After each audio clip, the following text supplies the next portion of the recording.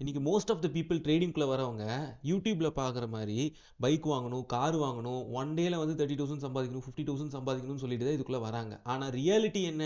வந்த 95% of the people இங்கே லேக்ஸ் கணக்கில் மணியை லூஸ் பண்ணிட்டு தான் போகிறாங்க. அதுலேயும் எஸ்பெஷலி யங் பீப்புள் காலேஜ் முடிச்சுட்டு எனக்கு வேலை கிடைக்கல, நான் டைரெக்டாக ட்ரேடிங் பண்ணுறேன்னு சொல்லிட்டு 3 இயர்ஸ் 5 இயர்ஸ் பீரியட் ஆஃப் டைமை, அதுவும் அவங்களோட கரியரில் க்ரூஷியலான டைமை என்ன பண்ணிடுறாங்க, வேஸ்ட் பண்ணிடுறாங்க. ஸோ இன்னைக்கு வீடியோவில் ட்ரேடிங்கோட டார்க் சைடு என்ன, எந்தெந்த வேஸ்லலாம் பீப்புள் ட்ரேடிங்னு சொல்லிட்டு பணத்தை லூஸ் பண்ணிட்டு இருக்காங்க, and especially if you are someone இந்த பிஸ்னஸை ப்ராப்பராக கற்றுக்கிட்டு நான் ப்ராஃபிட்டபிள் ஆகணும்னு நினைக்கிறேன், ஆல்ரெடி நிறைய லாஸஸ் பண்ணிட்டேன், இல்லை நான் இப்போ தான் கற்றுக்கவே போகிறேன் அப்படின்னா இந்த வீடியோவை கடைசி வரைக்கும் பாருங்கள். Let's get started. First, stock மார்க்கெட்டில் பீப்புள் ஏன் மணி லூஸ் பண்ணுறாங்கன்னு உங்களுக்கு புரிஞ்சுக்கணும்னா you need to understand the difference between a gambler and a professional. இது நான் எல்லாத்துக்கிட்டையும் சொல்லுவேன். ஸ்டாக் மார்க்கெட் கேம்பிளிங் கிடையாது, ஆனால் ஸ்டாக் மார்க்கெட்டில் கேம்பிளிங் பண்ணுறவங்க எத்தனையோ பேர் இருக்காங்க. அப்போது எப்படி நம்ம தெரிஞ்சுக்கலாம் நான் வந்து கேம்பிளிங் பண்ணிட்டு இருக்கேன் ஸ்டாக் மார்க்கெட்டில், இல்லை எந்தெந்த குவாலிட்டிஸ் வச்சு தெரிஞ்சுக்கலாம் நான் ஒரு ப்ரொஃபஷனலாக இருக்கேன், நான் ஒரு ட்ரேடராக இருக்கேன், இன்வெஸ்டராக இருக்கேன் அப்படிங்கிறத எப்படி தெரிஞ்சுக்கலாங்கிறத ஃபஸ்ட்டு பார்த்துட்டு அதை பேஸ் பண்ணி இங்கே நிறைய மெத்தட்ஸ் இருக்குது, அதெல்லாம் நீங்கள் வந்து சொல்லுங்கள் இதெல்லாம் பணம் பண்ண முடியுமா பண்ண முடியாதாங்கிறத நீங்கள் தான் சொல்ல போகிறீங்க. ஃபஸ்ட்டு ஃபோர்மோஸ்ட் திங்கு, இன்னைக்கு ஒரு கேம்ப்ளர் ஒரு ஸ்டாக்கை வாங்குறாங்கன்னா அவங்க எதை பேஸ் பண்ணி வாங்குவாங்க அப்படின்னு பார்த்தீங்கன்னா first hope, luck, greed, recommendations, tips from social media, last and most important personal opinions. இன்னும் தெளிவாக சொல்லணும்னா இன்றைக்கி நம்ம வந்து யூடியூப்பில் வந்து ஒரு வீடியோ பார்க்குறோம், அவன் ஒரு ஸ்டாக்கை ரெக்கமெண்ட் பண்ணுறான்னு சொல்லிட்டு அந்த என்ன ஸ்டாக்குன்னே அதை தெரிஞ்சுக்காம, அது எப்படி மேலே போகுமா கீழே போகுமா அது என்னங்கிறதே தெரிஞ்சுக்காம இவர் ஒருத்தர் சொல்லிட்டாருன்னு போய் வாங்குறது. டீ கடையில் நம்மளும் நம்ம ஃப்ரெண்டு உட்காந்து என்ன பண்ணிட்டு இருப்போம், டிஸ்கஸ் பண்ணிருப்போம். அப்போ நம்ம சொல்லுவோம், உனக்கு ஒரு விஷயம் தெரியுமா, இந்த கம்பெனி இவங்க கூட என்ன பண்ணிட்டாங்க, டைப் பண்ணிட்டாங்க, அடுத்த வாரம் வந்து பார்த்தீங்கன்னா தளபதி படம் ரிலீஸ் ஆகுது, தலைவர் படம் ரிலீஸ் ஆகுது, அதனால பிவிஆர் ஸ்டாக்ஸ் எல்லாம் மேலே ஏற போகுது, ஏன்னா 1000 கோடி அவங்க என்ன பண்ண போகிறாங்க, பிளான் பண்ண போகிறாங்கன்னு சொல்லிட்டு பிவிஆர் ஸ்டாக்கை போய் வாங்குறீங்க அப்படின்னா யூ ஆர் அ கேம்ப்ளர்.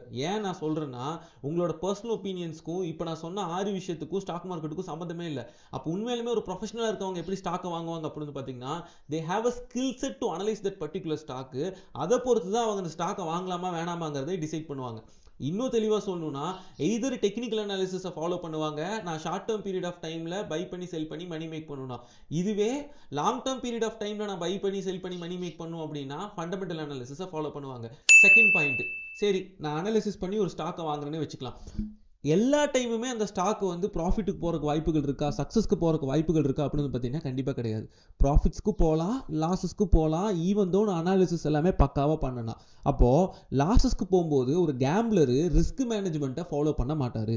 அப்படின்னா என்னென்னா, ஒரு ட்ரேட் எடுக்கிறேன், இப்போ நான் வந்து வெளியே வரணும்னு சொல்லிட்டு அவங்க என்ன ஒரு எக்ஸிட் பிளான் இருக்காது, அவங்க கிட்ட இன்னும் தெளிவாக சொல்லணும்னா ஸ்டாப் லாஸ்னு ஒன்று இருக்காது. இவங்க எல்லாருமே கிரீடியான மைண்ட் செட்டில் வரனால 5000 ரூபா 10,000 கேபிட்டல் கொண்டு வந்துட்டு ஒரே ட்ரேடில் 5000லேருந்து 10,000 ரிஸ்க் எடுத்து எப்படியாவது அந்த கேபிட்டலை 20,000 1 lakh rupees மாற்றிடணும்னு சொல்லி யோசிச்சுட்டு இருப்பாங்க. மீன்வேல் என்ன பண்ணுவாங்க, இந்த ப்ராசஸ்லாம் அவங்களோட மொத்த கேபிட்டலே அழிச்சிட்டு போயிடுவாங்க. அப்போ உண்மையாலுமே ஒரு ப்ரொஃபஷனலாக இருக்கவங்க ஒரு ட்ரேடுக்கு டோட்டல் கேபிட்டலில் 1% 2% ரிஸ்க் எடுப்பாங்க. இந்த மாதிரி எடுக்கிறது மூலிமா ஓவராலாக கன்சிஸ்டண்ட்டாக நம்மளால் மணி மேக் பண்ண முடியும். இன்னும் தெளிவாக சொல்லணும்னா ஒரு ட்ரேடரோட maximum risk per trade will be 1%லேருந்து 4% வரைக்கும் தான் இருக்க போகுது. வேறஸ் ஒரு கேம்ப்ளர் ஒரு ட்ரேடுக்கே 50%லேருந்து 100% வரைக்கும் ரிஸ்க் எடுப்பாங்க. ஸோ ஒரு ட்ரேட் எகென்ஸ்டாக போனால் கூட மொத்த கேபிட்டலையும் லாஸ் பண்ணிட்டு போயிடுவாங்க. அப்போ மூணாவது எனக்கு என்ன வேணும் அப்படின்னு பார்த்துட்டீங்கன்னா a proven system which is backtested to give me results consistently. இன்னும் தெளிவாக சொல்லணும்னா ஒரு ஸ்ட்ராட்டஜிக்கல் அப்ரோச் வேணும். நம்ம வந்து ஒரு பாகுபலி படம் பார்த்தோம், அதில் வந்து பார்த்துட்டிங்கன்னா ஆப்போசிட்டில் வந்து காலக்கயிறுகள் இருப்பாங்க. ஸோ பாகுபலியோட டீம் எவ்வளோதான் ஸ்கில்ஃபுல்லாக இருந்தாலும் அவங்களுக்கு ஒரு ஸ்ட்ராட்டஜிக்கல் அப்ரோச் தேவைப்பட்டுச்சு, அதுதான் திரிசூல யூகம். ஸோ அதை யூஸ் பண்ணி தான் ஆப்போசிட்டோட டீம் என்ன பண்ணுவாங்க, வீழ்த்துவாங்க. சிமிலர்லி ட்ரேடிங்கில் வந்து பார்த்துட்டிங்கன்னா எஃப்ஐஐஸ் மாதிரி டிஐஸ் மாதிரி பெரிய பெரிய இன்ஸ்டிடியூஷன்ஸ் ட்ரேட் பண்ணிருக்காங்க. அப்போ உங்களோட ரேண்டமான தியரிட்டிக்கல் நாலேஜ் ஒர்க் அவுட் ஆகுமானா கண்டிப்பாக ஆகாது.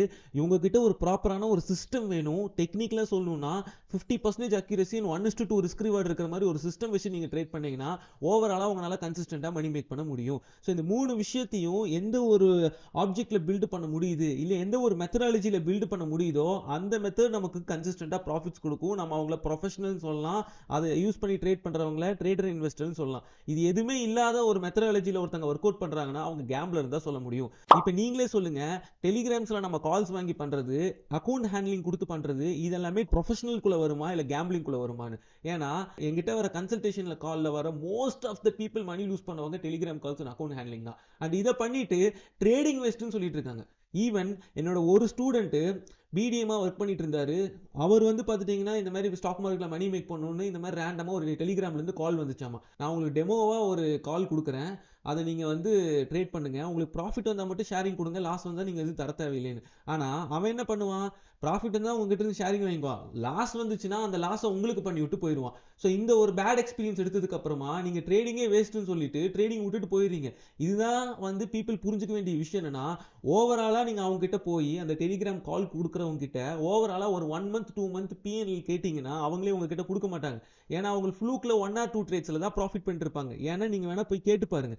ஏன்னா எனக்கே நிறைய கால்ஸ் வரும், இந்த மாதிரி சார் நாங்கள் இந்த கம்பெனிலேருந்து கால் பண்ணுறோம், நான் உங்களுக்கு டெலிகிராம் கால்ஸ் கொடுக்குறேன். அப்போ நான் அவங்ககிட்ட கேட்பேன், சரி இதுக்கு முன்னாடி நீங்கள் எத்தனையோ பேருக்கு என்ன பண்ணியிருக்கீங்க, டெலிகிராம் கால்ஸ் கொடுத்துருக்கீங்களா? அவங்க ஓவராலாக ப்ராஃபிட் பண்ண ஒரு 1 month ஸ்டேட்மெண்ட்டை கொடுங்கன்னு கேட்டிங்கன்னா யாருமே கொடுக்க மாட்டாங்க. இதுலேருந்தே தெரிஞ்சுக்கலாம், ஃப்ளூக்கில் 1 or 2 ட்ரேட்ஸில் யார் வேணால் ப்ராஃபிட் பண்ணலாம், ட்ரேடிங்கில் ஓவரால் ப்ராஃபிட்டபிள் ஆகிறதா கஷ்டம். அப்போ இந்த மாதிரி டெலிகிராம் கால்ஸ் அக்கௌண்ட் ஹேண்ட்லிங் எல்லாம் நீங்கள் நம்பிட்டு இருக்கீங்கன்னா நீங்களே புரிஞ்சுக்கணும், நீங்கள் கேம்லிங் தான் பண்ணிட்டு இருக்கீங்க மார்க்கெட்டில்.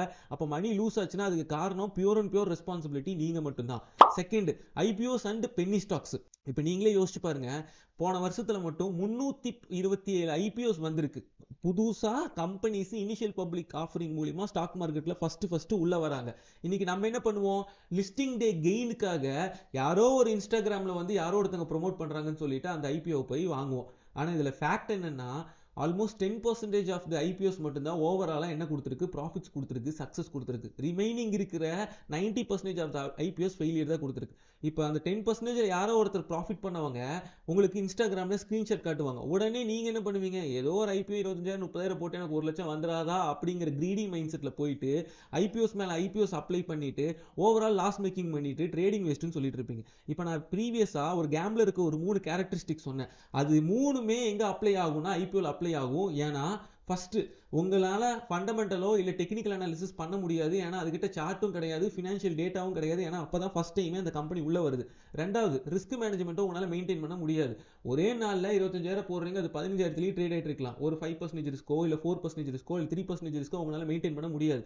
ஒரு ஸ்ட்ராட்டஜிக்கல் அப்ரோச்சில் உங்களால் ஒர்க் அவுட் பண்ண முடியாது. நான் சொன்ன மாதிரி 100 ட்ரேட்ஸ் எடுக்கிறேன்னா 50% success ratio and 1:2 risk reward என்னால் மெயின்டைன் பண்ண முடியுமானா ஐபிஓஸ்லையும் பண்ண முடியாது, வேற பென்னி ஸ்டாக்ஸ்லையுமே பண்ண முடியாது. ஏன்னா இந்த மாதிரி ஐபிஓ ஸ்டாக்ஸ் பென்னி ஸ்டாக்ஸ் எல்லாம் போனீங்கன்னா லிக்விடிட்டியே இருக்காது. நீங்க வாங்கணும்னு நினைச்சா ஒருத்தர் வித்தாதான் உங்களால வாங்க முடியும், நீங்க விற்கணும்னு நினைச்சீங்கன்னா ஒருத்தர் வாங்கினாதான் உங்களால விற்க முடியும். ஃபர்ஸ்ட் என்னோட ஸ்டாக் மார்க்கெட் ஜேர்னி ஸ்டார்ட் பண்ணதே வந்து பார்த்துட்டீங்கன்னா, அப்போ ஒரு 10 years பேக் நான் வந்து இன்வெஸ்டிங் ஸ்டார்ட் பண்ணேன். என்னோட 18 வயசு முடிச்சு நான் ஃபர்ஸ்ட் நான் பணம் சம்பாதிக்கும் போது நம்ம ஸ்டாக் மார்க்கெட்டில் இன்வெஸ்ட் பண்ண ஆரம்பிக்கணும்னு சொல்லிட்டு இதுக்குள்ள வந்தேன். அப்போ எங்கள் வீட்டு பக்கத்தில் இருக்கிற ஒரு புரோக்கர்கிட்ட தான் நான் போய் கேட்டேன், இந்த மாதிரி எதை இன்வெஸ்ட் பண்ணலான்னு. அவர் வந்து பார்த்துட்டிங்கன்னா எஸ் பேங்க் சஜஸ்ட் பண்ணாரு. அப்புறம் விகாஸ் ஈகோ லிமிடெட்னு சொல்லிட்டு ஒரு பென்னி ஸ்டாக் வாங்கி கொடுத்தாரு. அப்போ நான் கேட்டேன், ஏன் இந்த மாதிரி ஸ்டாக்லாம் வாங்குறீங்கன்னா, 7 ரூபா 8 ரூபா இருக்கு, 15 ரூபா போனாவே உங்க கேபிட்டல் என்ன ஆயிரும் அப்படின்னு பார்த்தீங்கன்னா டபுள் ஆயிரும் அப்படின்னு சொன்னார். அப்போ நானும் ஓகே சூப்பர், அடுத்த ஒரு 2 years 3 years வெயிட் பண்ணா கண்டிப்பா டபுள் ஆயிரும், அப்படி ஆகலைன்னா பரவாயில்ல ஒரு 10 வருஷம் வெயிட் பண்ணலாம்னு நினைச்சேன். நீங்களே சார்ட்ல பாருங்க, நான் உங்களுக்கு ஸ்க்ரீன்ல காட்டுறேன். 10 வருஷம் வெயிட் பண்ணி கூட நான் வாங்கின பிரைஸ்ல இருந்து 3 ரூபா கம்மியா தான் இருக்கு. அப்ப இந்த பென்னி ஸ்டாக்குங்கிறது கிட்டத்தட்ட 4000 ஸ்டாக்குக்கு மேல இருக்கு. 500 கோடிக்கு கீழே வேல்யூவேஷன் இருக்கிற கம்பெனி 1 ரூபா 2 ரூபா 5 ரூபா 10 ரூபாயில ட்ரேட் ஆயிட்டு இருக்கு. இதுக்கு ஃபண்டமெண்டலும் கிடையாது, டெக்னிக்கலும் கிடையாது. அப்ப இதை வாங்கிட்டு நான் ஓவர் நைட்ல சக்சஸ்ஃபுல் ஆவேன், ஏதோ ஒரு ட்ரேட் எனக்கு வந்து 500% 1000% ரிட்டர்ன்ஸ் கொடுத்தா நான் சக்சஸ்ஃபுல் ஆவேன் நினைச்சிட்டு இருக்கீங்கன்னா you are just a gambler in stock market. Third, people do F&O trading as a beginner. F&O ட்ரேடிங்னா என்னன்னா ஃபியூச்சர்ஸ் அண்ட் ஆப்ஷன்ஸ்னு சொல்லுவாங்க. எடுத்ததையுமே நீங்க வந்து பெரிய லெவல்ல புரோக்கர் கிட்ட லோன் வாங்கி பண்றதுக்கு சமம். ஆக்சுவலா இப்போ எனக்கு ஒரு பிசினஸே தெரியல, நான் ஒரு சின்ன ஒரு கடை வைக்கணும்னு நினைக்கிறேன், ஒரு ஷாப் வைக்கணும்னு நினைக்கிறேன், என்கிட்ட 1 லட்ச ரூபா தான் காசு இருக்கு.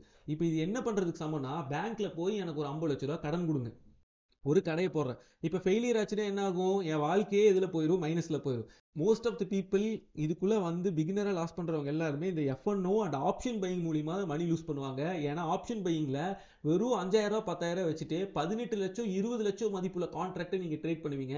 அந்த அளவுக்கான லோன் அமௌண்ட்டை நீங்க புரோக்கர் கிட்ட இருந்து வாங்குறதுக்கு சமம். இதுதான் இதுல நம்ம என்னன்னு கால் பண்ணுவோம்னா மார்ஜின் அமௌண்ட் இல்ல லெவரேஜ் வாங்கி நம்ம ட்ரேட் பண்றோங்கிறது சொல்லுவோம். ஸோ இது என்னன்னே தெரியாம யாரோ ஒருத்தர் சொன்னான்னு சொல்லிட்டு நம்ம 5,000 10,000 வச்சுட்டு இந்த அளவுக்கான ரிஸ்க் நீங்க எடுக்கிறீங்கன்னா, ஏன்னா பெரிய ப்ராஃபிட் பண்ணணுங்கிற காரணத்தினால தான். ஆனால் நீங்கள் புரிஞ்சுக்காத விஷயம் என்னன்னா, லெவரேஜுங்கிறது ஒரு டபுள் சைடட் ஸ்வார்டு.